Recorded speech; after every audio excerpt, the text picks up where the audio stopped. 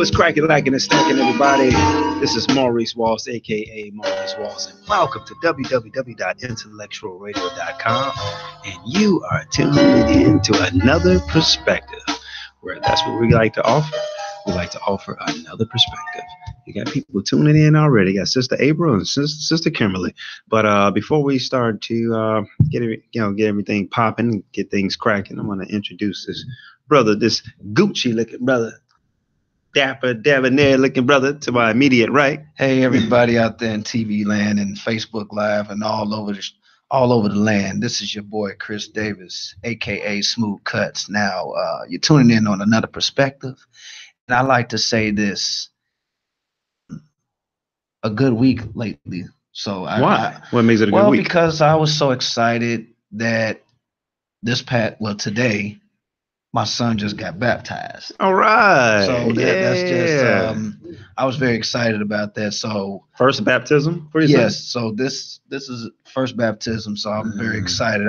Even though my Facebook Live is not even popping up, I don't know what's going on with this thing. But anyway, it still ain't gonna stop us to perform on our radio show. But anyway, on another note, I was very excited to record my youngin, That's right. making sure that, he's saved and filled with the Holy Spirit. Now, just because, somebody's being baptized doesn't mean you got to live very holy. That's the thing. Or you got to live righteously. You're going to have some bumps and bruises throughout life, because that's what it's about. If you have the word Bible, those for basic instructions before leaving earth. Yeah, you heard that. Again, you're going to have some bumps and bruises in life, like I've done it, because he's getting older. He's just going to experience some downfalls in life. So it's just preparation. So I'm excited about that. Well, basically what you're saying is that just because he's baptized doesn't mean that he's going to necessarily always be holy. Right. Absolutely. Yeah. Right. I just want to just clear that up for you guys. See, like when you're being baptized, you're just being born again. Right. Exactly. That's all it is. I remember when my first baptism. So, Pastor Reverend David Spencer. Shout outs to Reverend David Spencer. Hopefully, if my live pulls up, I just want to give a shout out. That's the man that baptized me. Back in New Mount Sinai, number 2 New Mount Sinai. Shout outs to number 2 New Mount Sinai Missionary Baptist Church, who is now under the leadership of Reverend Woodard Williams. Okay. So I'm very excited about this show. So what discussion are we going to talk about?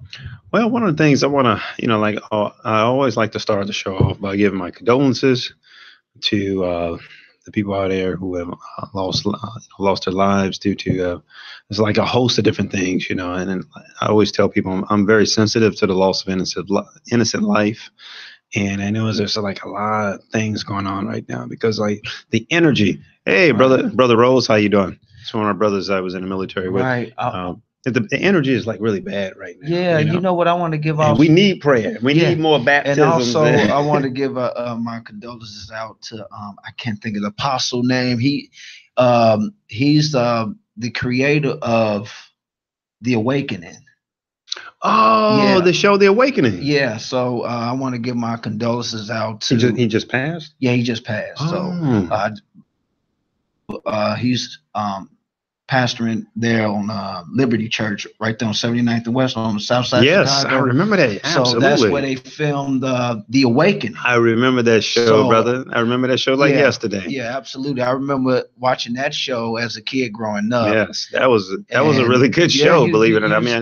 It probably had its ups and downs, but for me, I enjoyed it. What I'm saying? No, we could talk about the childhood memories, like Saturday morning cartoons. Oh, wake up in the morning and you grab you a big bowl of stupid cereal and big stupid bowl of cereal. You ain't got to worry about going to school, so you get up at 6:30 in the morning. But you know what I don't get? Why is it that you get up on Monday through Friday, you don't want to get up. Your parents tell you, boy, if you don't get up and get ready for school, you get up Like, I don't feel like going to school. But when Saturday come, Woo! Saturday morning cartoons. I mean, Hello. let's talk about the childhood memory. What's your most memorable childhood you can ever, go back to? Is it one of my most memorable childhood memories was Thundercats. Oh. Thundercats, ho! Lion-O. Yeah. I'm trying to tell you, man. What happened to the innocence of young, of being, it's like, what I mean is, let me explain myself, let me be clear. I want to take this time to thank all you guys for chiming in on the show, and feel free to leave a comment. Once again, this is www.intellectualradio.com, and the name of our segment is called Another Perspective. And we're just talking about, in the first half of the segment, we're talking about childhood memories and how do we relive, give rebirth to that innocence. And what I mean is, when I was growing up, and I'm not trying to sound like an old man here, but there's really no such thing as old. You only get better and wiser. But it's like when I was growing up, man, it was like a certain innocence to being. It was a freedom attached to it. Absolutely. And it just seems like, I have to draw this parallel between today and yesterday. Like the youth today, they're trapped in some type of bondage. I don't know. Could it be the trap music? I mean, I don't know. I'm just throwing it out there. But you see what I'm saying? Perspective on this. Yeah. So you got to look at the generation of, especially, these parents, because that's a good point. When I was growing up, my parents was very strict. They was old school. Everything was under their household rule. If you don't like it, you got to move on. That's right. But that was it, like we discussed about a few shows back about sitting at the dinner table and eating with your family and just want to know how was their day, and everything was about coming together and have great discussions and thus forth. So when you look at, from me being the 80s babies, you got this thing going called crack babies, and then and from the late 80s going into the mid 90s, it was still going, crack, and now you got these early 90s, you got these what you call it, them killer babies, because it's bloodshed. Everything in the city, if you notice, in the city of Chicago, everything you look at is all about bloodshed. Even though people love the city of Chicago, they just decide they want to move away.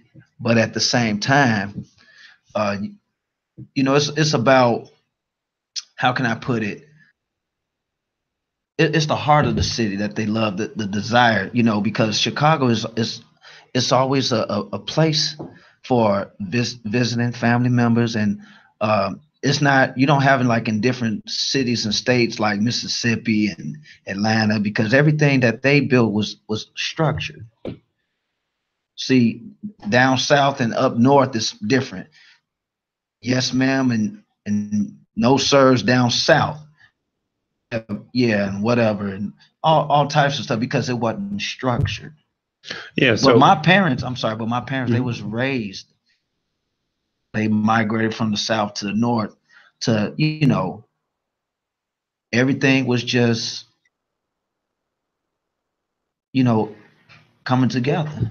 That's basically what it was about. I think basically what you're pretty much saying is that it's just you're saying it's like the system of or the system, or I like the term used, the structure of the family.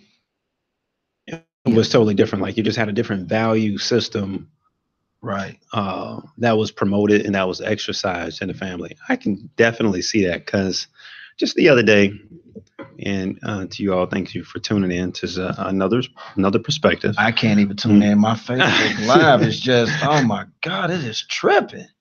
But just the other day, no, it's okay. The other day I was on a bus, and I may be preaching to the choir, and all these kids got on the bus, and they were I'm not gonna put the high school on blast, but it's on the southeast side, because I'm a southeast sider. I live near the South Loop. So at any rate, all these kids are on the bus, and I mean, man, they just go into town with that tongue. I mean, that tongue, they're just letting that tongue loose. Oh wow.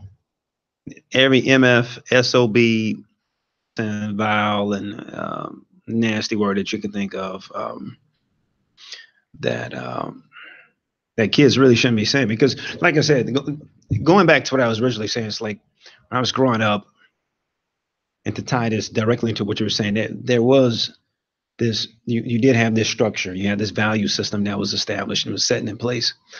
But at the same time, there was a certain type of freedom that was, and I'm not talking about the freedom just to do whatever you want to do and disrespect people. I'm talking about it was like a freedom. It was like an innocence, Right. that was directly attached to being young. And it was about being young and having fun and just enjoying just the simple luxuries of life. Just going out catching lightning bugs in the evening, Oh, I remember doing playing that as a kid. yeah, I missed playing that. Mr. Freeze and Red light, green light. red light, green light, and playing tag and playing football with the Nerf. Remember the Nerf footballs? Uh-huh. It's like today. As a matter of fact, there was an incident that just recently happened in school where this lady, and I'm sorry, I don't know all the names right now, but you guys feel free to Google this information.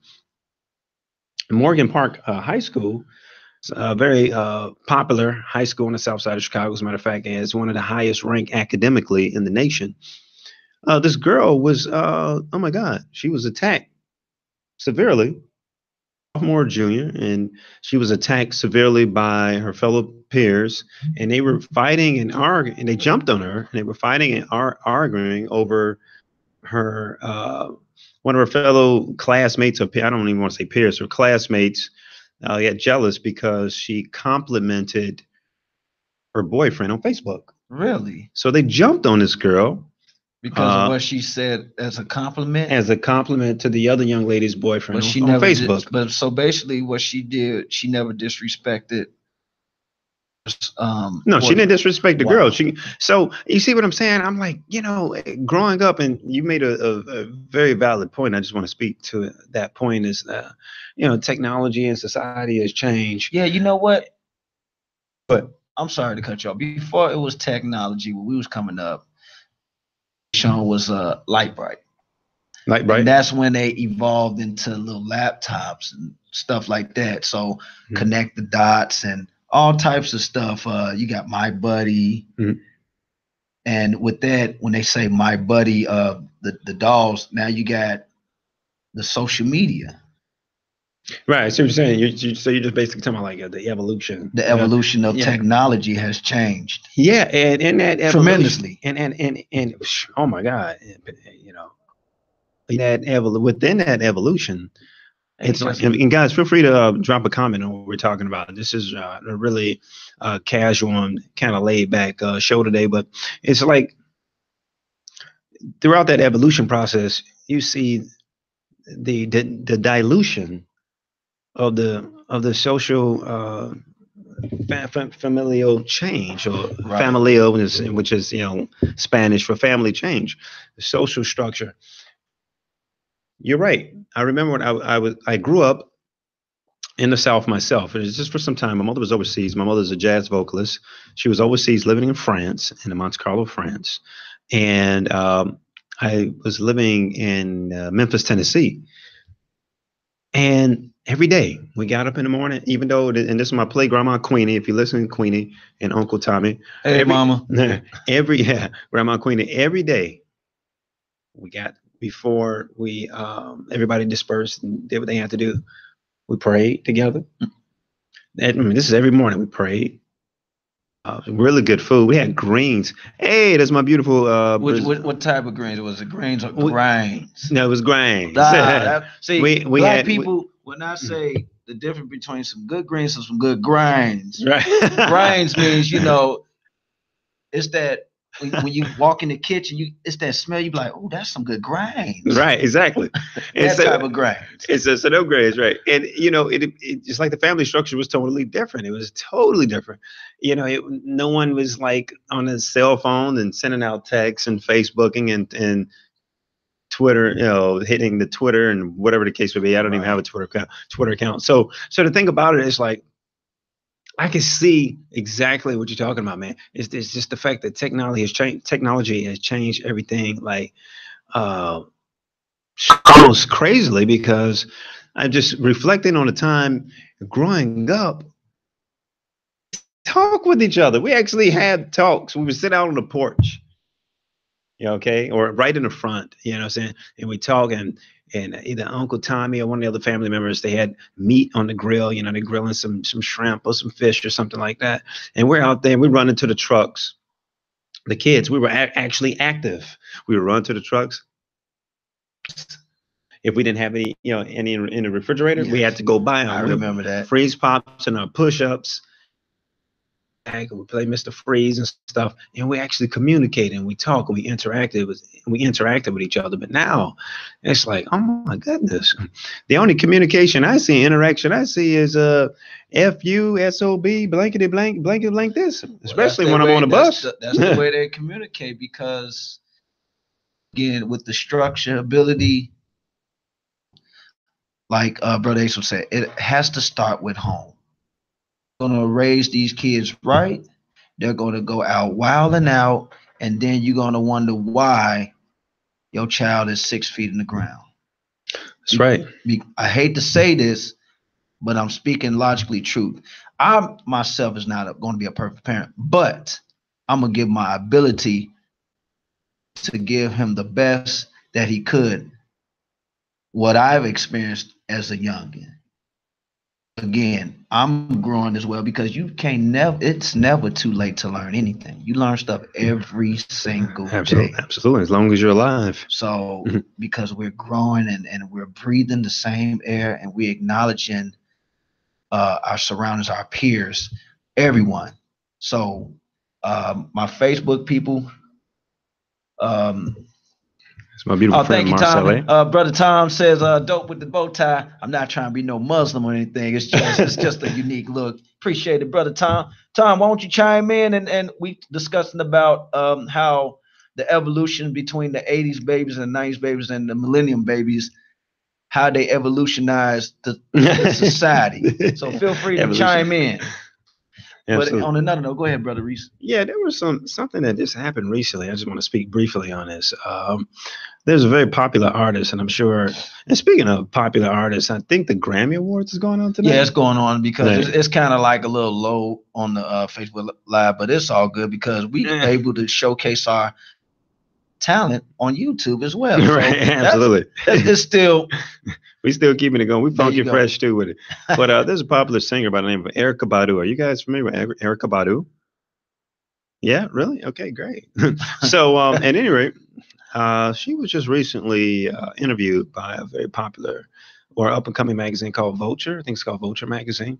Vulture, I heard. Yeah, and the interviewer, because Erykah Badu was the interviewee, asked her about like the the difference between like right and wrong, and what do you consider good and bad.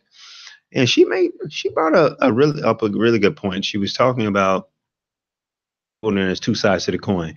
You have good, there's good in the worst of us, there's bad in the good of us. There's good in the best of us, or something like that, whatever. Good in the worst of us, bad in the best of us. And kind of like Dr. Jekyll and Hyde. Right, something like that, something to that age. So I'm paraphrasing and trying to remember the best I can. But anyway, what has set off a firestorm in social media was when she made a comment, when she was talking about good and bad people. She made a comment about Hitler. I think Hitler was a good person too. And who said that? Erykah Badu. So, okay, so here's the thing, when you're public media,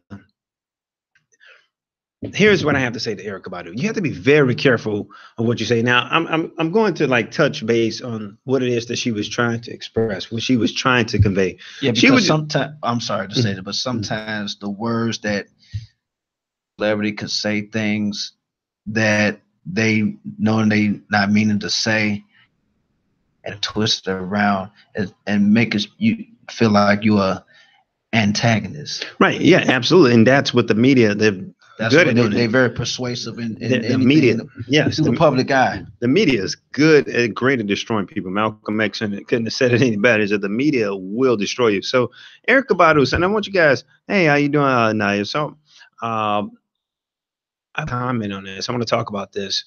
Basically, what Erykah Badu said was, she said, even Hitler, was a good person.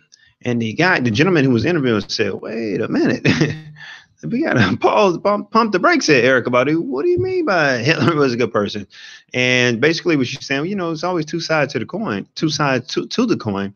And basically, she said that, Hitler was, I know he was this animal, this two-legged animal, but he also was a great painter, and he also, had a passion for like artistry and stuff like that. Now, how true that is, I really don't know, because I don't really know the full backstory on Hitler. But the thing about it is, I thought, my personal opinion, I understand what she was trying to say. But it's like a very good example to use. He was just trying to talk about the good in people and the bad in people, but to talk about Hitler. When you look at Hitler, what's the first thing that goes through your mind? A dictator. Hitler was a dictator who not only killed, he murdered, not killed. There's a difference between kill and murder. He murdered over 11 million people in Europe. Jews, the rest were Europeans, but they don't ever talk about the 50,000 Afro-Germans, right, that Hitler had murdered, And at that particular time, guys, I don't know if you know this, but historically, there were black people. Black people were everywhere, but all over the world, baby. And there were black people who were living in Germany, even under the ruthless and malicious regime of the dictator Hitler. And he ordered over 50,000 Afro-Germans to be executed. But I want you guys to, and I want you to do some more research on the report itself, because this was like about 2 or 3 days ago. It's like, Erykah Badu. My guess is good as yours, my brother. Erykah Badu. She's good people. She makes good music. She's a beautiful woman. I respect, because I know that she's conscious, and I get Very what she was so. trying to say, because they were just talking about good and bad people, and she was just saying there's bad in the best of us. But to use that example and say, well, even Hitler was a good person, I don't know about that, Sister Erykah Badu. That's almost like saying Donald Trump is taking care of our country in the righteous way. Right. And you believe it or not, there are ministers out there who actually support Donald Trump and bag him up. There's this one particular minister, I can't think of his name right now. It's on the tip of my tongue. Maybe by the end of the show, it'll resurface in my mind. But he said that Trump is, or Donald Slump, as I like to call him, he is the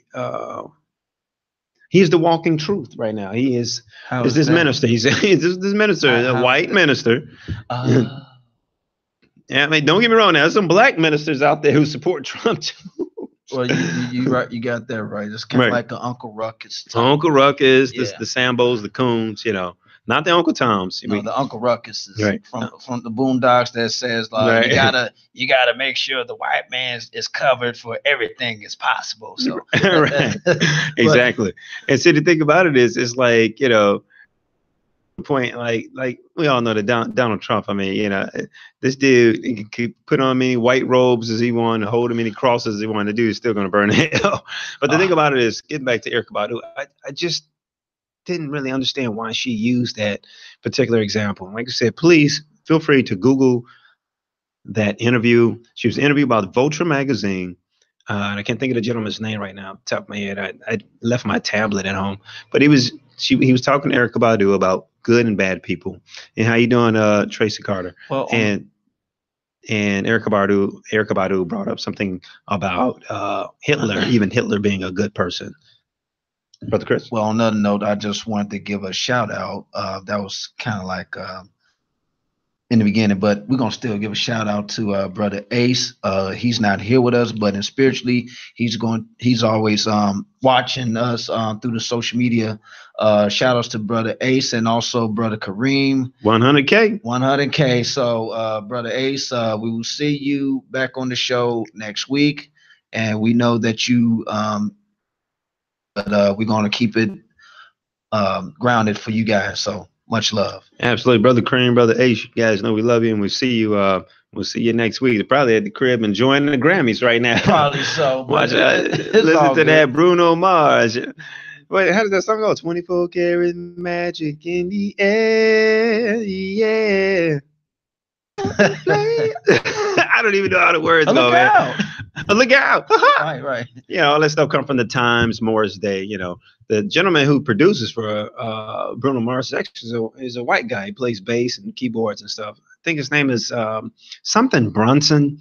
But I mean, by listening to the music, you can tell that a lot of his influence comes from Morris Day and the Times. Yes. Who had a lot of music produced by Prince. You know, I love those guys, man. And, yeah. They very brothers, and R.I.P. to Prince, even though Prince genius. Even though, you know, the style he wore, I wouldn't even wear no high heels, but still can move in some high heels. But so I love this music, you know, the style, and like James Fox said, whatever you do, don't stare at the man's eyes. So, all right. Oh yeah, I remember. Yeah, that was funny. But I remember that. I remember that. R.I.P. He was a phenomenal artist. So all right, brother, rest in power. Rest in power. But what another topic? In the music industry, I like as I was working in the shop, I forgot the new. Well, he's not new, but it's a different type of artist that I kind of like listening to, that I really vibe to. What style of music? It's a lot of neo soul. I love neo soul. I love neo soul because it's, like I said, it's good for the soul. The type of music that you partake, it articulates in your body movement. Because the person that I like to listen to, that I first heard, was Zoe. Z-O apostrophe. Well, not apostrophe, exclamation point. Zoe. He's a bass guitarist, and he worked with a lot of artists that people don't even know about. Music Soul Child, Dwelle. You have Eric Roberson. Yes. Fontaine from Little Brothers. And you have Erykah Badu. Yes, Erykah Badu. And that one sister, she Common. Living my life like it's golden. Jill Scott. Yeah, Jill Scott. Oh yeah, I like her. You know, like favorite artists, and I also like Robert Glasper. Yes, Robert Glasper. Absolutely. That guy is a musical genius. To me, my opinion, Robert Glasper is kind of like the next Duke Ellington. Hey, I mean, because he's a composer. I mean, the guy's a musical genius. So I listen to the type of songs that's very, you know, soothing. Yeah, you know, and that's an interesting point, brother, because just like they say, you are what you eat, or you are who you hang, you become who you hang around. Right. Well, if you listen to a certain type of music, that's gonna have a powerful impact on your mind, soul, and spirit. Because you're talking about the trap music, right? The trap music. Let me tell you guys, all you young cats out there listening. Now, I gotta turn your perspective. I gotta turn to Uncle Reese now. Go ahead, Uncle Reese. Uncle Reese did his, 3.5 years in the military and stuff. This is Uncle Reese talking. Hey, how you doing, Carl? This gentleman, Carl. What's going on, Fernando? One of my sergeants in the military when I was back in Fort Hood. Hi, Katrina. Gerard, Maurice, Williams, Ruben Sid, Tom Lyons. The list goes on. I appreciate you. I'm sorry. Hey, Mary. Hey, sis. I just want to give out some shout outs. I appreciate everybody is getting in tune with another perspective. Also, after the show is over with, feel free to look us up on YouTube, IntellectualRadio.com. Go on. Yeah. So we had to give that shout out real quick. Give that show that digital love. But at any rate, so Yeah, so the trap music, all you young brothers and sisters out there, please don't fall into the trap, because that's exactly what it is. It is a trap. Now, I'm not saying that to all the young brothers and sisters that's listening, I'm not saying that the artists music are not talented. I'm sure they probably do have talent, but unfortunately, due to the executives who run the business, they're promoting. It's behind the closed doors. Yes, they're the ones that pulling the strings. They're pulling the strings, and they're promoting a certain type of music for a reason. And they have some very devious and very malicious reasons behind it. And if you notice, um, you see how every 5 minutes there's a lot of prisons that are popping up, all these private prisons, because there's like so much money, and it's an industrialized business, and it is deals with slave labor. The 13th Amendment, which I recommend you guys watch that on Netflix. Sister Ava DuVernay has this wonderful documentary called 13. It's talking about the 13th Amendment and dealing with slave labor. So this music right now is being promoted to manipulate people's moods and characters and their character. See, the music that he just got through talking about, the soulful music, it's not going to have that type of effect on you, because music not only has medicinal properties and has vibration, but it also has psychological properties. Absolutely. There's psychological power attached to music. Why do you think during the time in the 60s, when black people were really fighting, we pulling it together. Black people always pulled it together until maybe like after the 70s and 80s, until the crack pandemic hit the market. But in the 60s, when black people were on that revolutionary high, it was sky high. Brother. Absolutely. Why do you think we were listening to Say It Loud? I was about to say that. James Brown. Say It Loud. I'm black and I'm proud. Solid. Music. That was through the power and the influential power of music. And we go back with all the other greatest hits, the greatest artists like Stevie Wonder, Johnny Hathaway, R.I.P. Yes.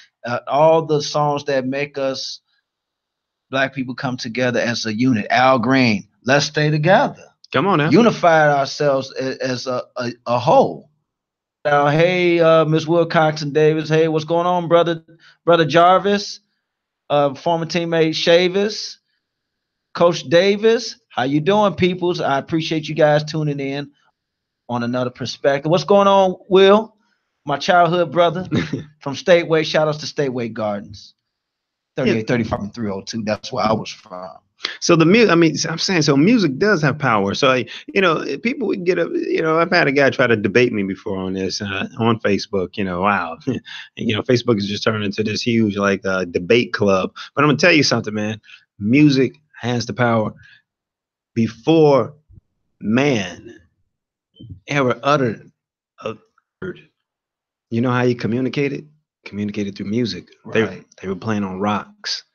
They have rocks. There's rocks in Africa. There's certain rocks, like in certain parts of the world, where the indigenous people or the original humans come from. Hue, people of hue, color. They were playing on rocks even before they even made the drums. These rocks produce these beautiful sounds and tones and stuff, and that's how they communicate with each other. So if music has been around longer than we ever came up with words, before words could ever fit comfortably on the head of a pen. You know what else? Yeah. In the communication during slavery, that's how they communicated. Through music. That's why they took away the drums. So no one can sit up here and deny or it's irrefutable. You can't fight against this. Music has a powerful effect on people. So that's the reason why you guys should stop listening to all that trap, all that gangster, and all that other type of music, because that music is about death. Music is supposed to be about life. You know what I'm saying? Music is supposed to be about having fun, being able to bob your head, talk to friends. You can cook to music. Come on, man. Well, you got different music like reggae. Reggae puts you in a good mood. Yeah, but reggae is a good music, man. You hear the positive messages in there, Bob Marley and Peter Tosh, man, and all those different, even some of the newer cats. Sean Paul. I like Sean Paul. They talk about some real. I like Wayne Wonder. Wayne Wonder. No letting go, no holding Oh back. yeah, see what I'm saying? Wayne Wonder. But see, did you see those messages that are coming through there? Yeah, so these type of music that we listen to is skirt and you mean we're not listening to? I mean, I ain't got nothing against it because they are listening to. I mean, I don't have nothing against it because I mean it's good music. I mean to them, but I mean to extinct. But sometimes is listen to that and how you gonna listen to these type of trap music when your kids can't even spell their own name or tie their own shoes or can't recite the alphabets or have them say, "Oh, turn up, hey, skirt, and all that." Come on now. Yeah, that's what I'm saying. That ties into the original beginning of the conversation where we were discussing how through evolution of society, right, or even music is evolving. I mean, listen to this stuff, man. I appreciate people like Bruno Mars because Bruno Mars is vicariously living through Morris Day and the Times and the Cameo. He had his also influence James Brown. His also influence was also Michael Jackson. Yeah, Michael Jackson. So he's vicariously living through those people. But that's just one artist. Where are the new James Browns and the not Chris Browns, and where are the new James Browns? The new Michael Jackson. I mean, it's somewhere. It's somebody Michael out Jackson. There that's like busting their tails to change the whole evolution of the music game, to change the evolution of the pioneers of the paper, for them to do much better. So that they won't be trapped. Yeah, but see, the problem is, and you're absolutely right. But the problem is it's the people who are in control. It's and I don't want to be pointing fingers at like different ethnic groups. Not but at all. But it's these people that are in control, and that's the thing. American people, especially because music, we brought some of the greatest music to this country, like jazz. I know jazz has its roots in New Orleans. Or when I say people, I'm talking about historians and say, well, jazz music was born out of the combination of African culture, French, and Spanish. But I'm gonna be perfectly honest with you. I'm gonna keep it funky fresh with you on another perspective. Brother. Jazz music.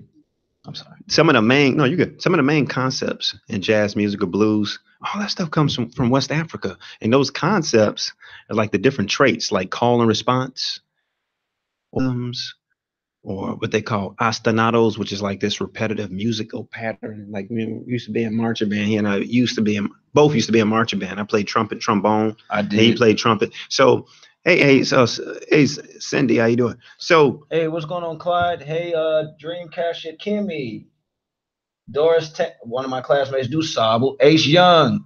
Shout outs to Teresa Prince, Hanu. How you doing? Hanu, all right. Hanu, how you doing? Hopefully you'll be coming to the city of Chicago and come back on our show again. Johnny Branch, one of the Branch brothers I grew up with in the Church of New Mount Sinai Missionary Baptist Church, located on 310 North Laramie. That's why I was born in that church. I was raised in that church. Awesome. Yeah, so shout outs to the people that's keeping in tune with us on another perspective. So it's like, with the music and stuff like that, it's like it has so much power. And African American people, we've had such an influence on American music. Everybody is now, everybody is like, it's like a Xerox copy of all Black people, everything that we do, because we created jazz, we created blues, which derived from what they call Negro spirituals, the R&B, which eventually evolved to something called pop rock. And then it went from pop rock to rock and roll. That's R&B. Rock and roll is derived from R&B, but R&B was created by brothers and Black people. So we really need to take control of our music. There was a hip hop song that came out in the 80s. We were shorties then. I think it was called Self-Destruction. Self-destruction. That was like the late 80s, going to the early 90s. Yes, absolutely. Yeah, you guys should listen to that song, man, because right then and there they were trying Public Enemy and all these different groups and MC Light, they were trying to I hate to say it, even NWA gave out some positive messages a lot of people didn't know about. Yeah, they did, but what they did, you know what? It was like certain unfortunately, things. They went left, but yeah, but at the same time, they exposed about what the government was doing, low key. Oh yeah, absolutely. Well, Public Enemy was always doing that though. Yeah, they all the time. So yeah. that's why they was trying to have the government turned against NWA, but that's didn't true. Stop them because they're very successful right now. Yeah, absolutely. So you got Ice Cube who wrote movies and scripts for Friday Up and Coming, and it just went from further out, and so now he's very successful. Dr. Dre now did productions to music, and also he sells beats, headphones.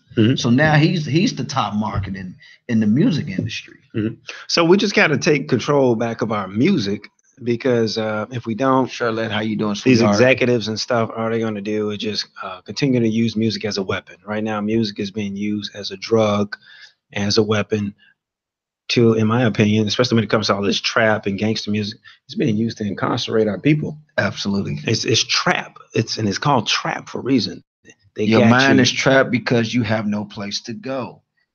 Horizons, because that's all you know. Like, if you've been staying in the hood, for all you know, your mindset is like, I hope I don't get caught, even though I'm selling just to provide for my family, or just trapping out of the ordinary, killing somebody, robbing somebody, everything that they can get their hands on, and to do something that's not structured. Again, not structured. Well, you know what? I'm glad and that's something we could talk about as we, come into the closing minutes of the show. But like that structure, I think a lot of that, the legacy, it's a venomous legacy. Ooh. But it's say that again, brother. It's a venomous legacy. But now, give me a perspective on the venomous legacy. Venomous legacy is something that just carried on from the transatlantic slave trade all the way to the 1800s, early 19th century, and moving on. Where you're talking about that structure, just to embellish on that ideal of structure, a lot of the black families and our power structure in the black community has been dismantled because of what you were just saying, that structure. And that structure, it came from, well, the lack of structure now is due to the lack of legacy of poverty that's continuing on.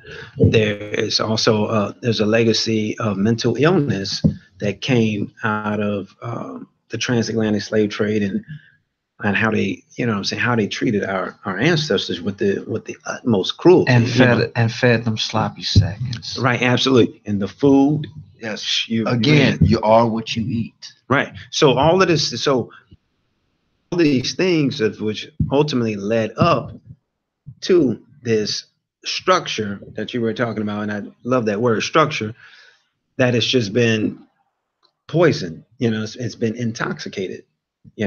And the answer to this, so it's another perspective. We have now we talked about the problem, and now we have to offer some type of solutions. I just want to say first, I believe the answer to this is that two things.